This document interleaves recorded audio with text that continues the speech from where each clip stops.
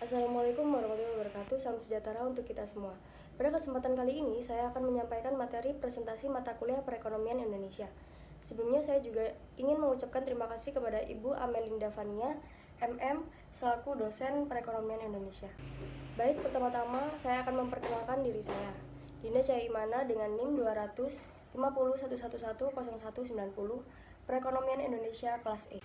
Terdapat 4 topik pembahasan kali ini, yaitu yang pertama ada kependudukan, lalu ketenagakerjaan, yang ketiga kesempatan kerja, dan yang terakhir ada pengangguran.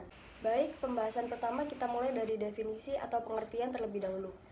Penduduk adalah warga negara Indonesia dan orang asing yang bertempat tinggal di Indonesia.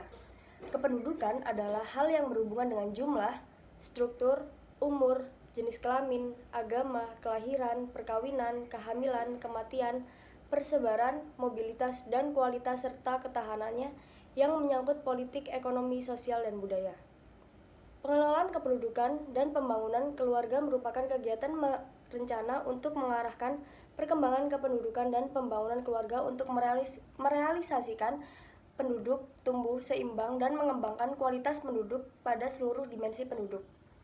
Perkembangan kependudukan adalah kondisi yang berhubungan dengan perubahan keadaan kependudukan yang dapat berpengaruh dan dipengaruhi oleh keberhasilan pembangunan berkelanjutan. Kualitas penduduk adalah kondisi penduduk dalam aspek fisik dan non-fisik yang meliputi derajat kesehatan, pendidikan, pekerjaan, produktivitas, tingkat sosial, ketahanan, kemandirian, kecerdasan sebagai ukuran dasar untuk mengembangkan kemampuan dan menikmati kehidupan sebagai manusia yang bertakwa, berbudaya, berkepribadian, dan berkebangsaan, dan hidup yang layak. Selanjutnya, ketenagakerjaan. Ketenagakerjaan adalah segala hal yang berhubungan dengan ketenaga kerja sebelum, selama, dan sesudah masa kerja. Tenaga kerja yang dimaksud di sini didefinisikan sebagai setiap orang yang mampu melakukan pekerjaan yang menghasilkan barang dan atau jasa yang berguna bagi dirinya sendiri ataupun masyarakat secara umum. Peraturan tersebut juga mengatur tentang tenaga kerja asing yang bekerja di Indonesia. Syarat penting yang harus dimiliki warga asing yang bekerja di Indonesia adalah memiliki visa kerja. Kesempatan kerja adalah jumlah lapangan kerja yang tersedia bagi para angkatan kerja yang mencari pekerjaan atau sebuah keadaan yang memperlihatkan jumlah lapangan kerja yang masih kosong dan siap diisi para pencari kerja. Adapun angkatan kerja adalah sebagian penduduk atau mereka yang sudah bekerja, sedang mencari pekerjaan, pengangguran, ataupun mereka yang sewaktu-waktu siap untuk bekerja, biasanya umur 15 tahun ke atas. Selanjutnya, kesempatan kerja. Kesempatan kerja memiliki dua pengertian, yaitu dalam arti sempit, kesempatan kerja adalah banyak sedikitnya tenaga kerja yang mempunyai kesempatan untuk bekerja. Namun, dalam arti luas, kesempatan kerja adalah banyak sedikitnya faktor-faktor produksi yang mungkin dapat ikut dalam proses produksi.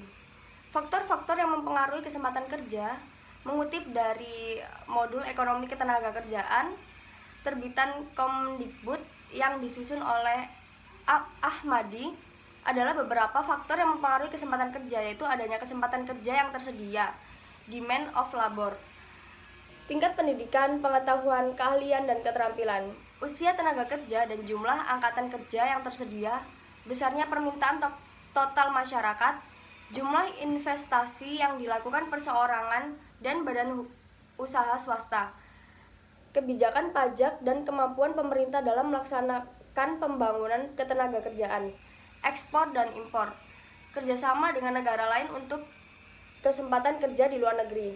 Terbukanya kesempatan kerja merupakan salah satu indikator terjadinya pembangunan ekonomi.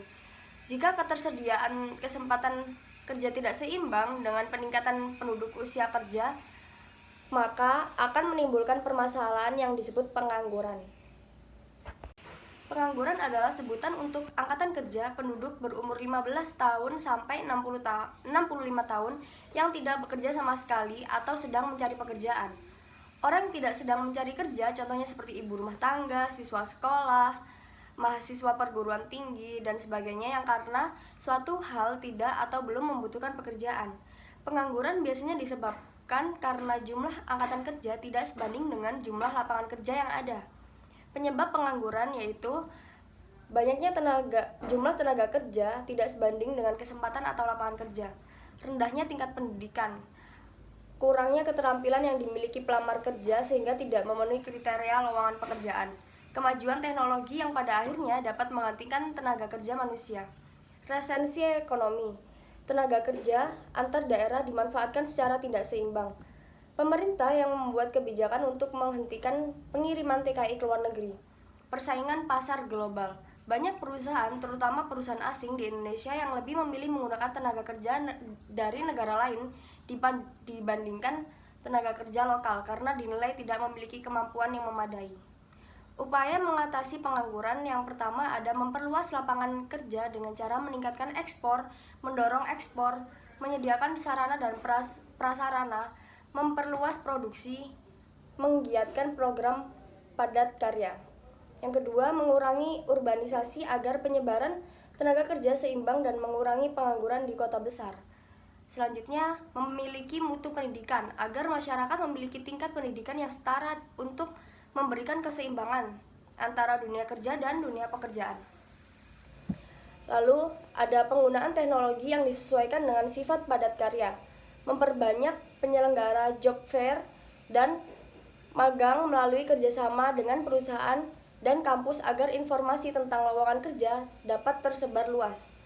Dampak pengangguran itu sendiri, yang pertama ada dampak pengangguran terhadap perekonomian negara. Banyaknya jumlah pengangguran umumnya berkaitan dengan tingkat pertumbuhan ekonomi negara tersebut. Pengangguran dapat memberikan dampak seperti menurunnya pendapatan rata-rata penduduk per kapita, menaikkan biaya sosial yang harus dikeluarkan pemerintah, berkurangnya sektor pajak yang diterima pemerintah, dan akan menambahkan hutang yang dimiliki negara. Lalu selanjutnya, dampak pengangguran terhadap masyarakat itu sendiri. Pekerjaan merupakan sarana masyarakat untuk mencari uang yang digunakan untuk kebutuhan sehari-hari. Menjadi pengangguran tentu berdampak negatif bagi seseorang, yaitu seperti meningkatnya kemiskinan, memicu tindakan kriminalitas atau kejahatan, munculnya ketidaksetaraan politik dan sosial, keterampilan yang hilang karena lama tidak digunakan, dan kemungkinan terjadinya gangguan psikis bagi orang yang menganggur atau keluarga yang bersangkutan. Analisis pengaruh tingkat pengangguran terbuka, kesempatan kerja, dan tingkat pendidikan terhadap tingkat kemiskinan pada kabupaten atau kota di Provinsi Bali. Studi kasus Kristo 2016 dalam media Kompas menyebutkan bahwa angka kemiskinan di Bali sepanjang tahun 2015 melonjak. Pada Maret 2015, angkanya masih 4,5%, lalu naik menjadi 5,2% pada September 2015. Penyebabnya diperkirakan karena jumlah pengangguran yang melonjak, yaitu sebesar 1,4% pada Maret menjadi 2% pada September 2015. Bali tergeser dari posisi nomor 2 menjadi nomor 4 tingkat kemiskinan paling rendah di Indonesia. Tingkat kemiskinan di Provinsi Bali pada tahun 2011 sampai 2016 dipaparkan dalam tabel 1 berikut. Metode penelitian yang digunakan dalam penelitian ini yaitu penelitian asosiatif, yang bertujuan menguji pengaruh 3 variabel, yaitu pengaruh tingkat pengangguran terbuka, kesempatan kerja, tingkat pendidikan terhadap tingkat kemiskinan. Hasil penelitian. Hasil analisis menunjukkan bahwa tingkat kesempatan kerja berpengaruh negatif dan signifikan terhadap tingkat kemiskinan. Hal ini memiliki makna bahwasanya semakin tinggi tingkat kesempatan kerja, maka akan semakin rendah tingkat kemiskinan masyarakat. Begitu pula sebaliknya. Semakin rendah tingkat kesempatan kerja, maka akan semakin tinggi tingkat kemiskinan masyarakat di suatu daerah. Hasil analisis menunjukkan bahwa tingkat pendidikan berpengaruh negatif dan signifikan terhadap tingkat kemiskinan. Hal ini memiliki makna bahwa semakin tinggi tingkat pendidikan, maka akan semakin rendah tingkat kemiskinan pada masyarakat. Begitu pula sebaliknya. Semakin rendah tingkat pendidikan, maka akan semakin tinggi kemiskinan pada masyarakat di suatu daerah tersebut. Baik, dapat saya simpulkan dari penelitian kali ini, hasil analisis dan pembahasan adalah tingkat pengangguran terbuka, kesempatan kerja, dan tingkat pendidikan secara simulan berpengaruh signifikan terhadap tingkat kemiskinan pada kabupaten atau kota di Provinsi Bali pada tahun 2011 sampai 2016.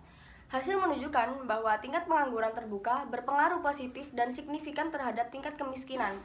Kesempatan kerja berpengaruh negatif dan signifikan terhadap tingkat kemiskinan, dan tingkat pendidikan berpengaruh negatif dan signifikan terhadap tingkat kemiskinan. Kemudian tingkat pengangguran terbuka memiliki pengaruh dominan terhadap tingkat kemiskinan pada kabupaten atau kota di Provinsi Bali pada tahun 2011 sampai 2016 dibandingkan kesempatan kerja dan tingkat pendidikan dengan kontribusi sebesar 64,32%. Berdasarkan hasil penelitian dan kesimpulan, maka saran-saran yang dapat saya berikan yaitu diharapkan pemerintah Provinsi Bali tetap menggalakkan program pemberantasan putus sekolah secara berkelanjutan agar dapat menekan kemiskinan di kabupaten atau kota Provinsi Bali. Selain itu, ada baiknya pemerintah berkelanjutan melaksanakan kebijakan kuliah gratis di perguruan tinggi bagi siswa-siswi yang berprestasi namun tergolong dalam keluarga miskin, memberikan jaminan pendidikan bagi orang miskin, serta meningkatkan fasilitas pendidikan secara merata tidak hanya terpusat di suatu daerah, tetapi merata di seluruh daerah lainnya. Untuk menurunkan tingkat kemiskinan, maka tingkat kesempatan kerja juga harus diperluas. Perluasan tingkat kesempatan kerja akan terlaksana jika lapangan pekerjaan tersedia. Diskriminasi instansi perusahaan atau pemerintahan dalam merekrut pegawai atau karyawan hendaknya dihilangkan. Perekrutan yang benar-benar berdasarkan atas kemampuan, bukan atas dasar kekerabatan, ras, suku, agama, dan lainnya. Penyediaan lapangan pekerjaan yang berbasis dengan berpotensi-potensi yang dimiliki oleh masing-masing wilayah harus ditingkatkan. Selain itu, diharapkan pula pemerintah Provinsi Bali untuk menggerakkan sektor informal, karena pengangguran dalam penelitian ini menggunakan dan pengangguran terbuka yang dimana di dalamnya terdapat golongan masyarakat yang sedang dalam tahap menyiapkan usaha atau mendapat pekerjaan tetapi belum mulai bekerja yang dimasukkan dalam golongan pengangguran, sehingga perlunya peningkatan sektor informal untuk menekan kemiskinan adalah karena sektor informal merupakan salah satu solusi masalah yang mengatasi pengangguran. Baik, sekian presentasi dari saya. Kurang lebihnya mohon maaf. Wassalamualaikum warahmatullahi wabarakatuh.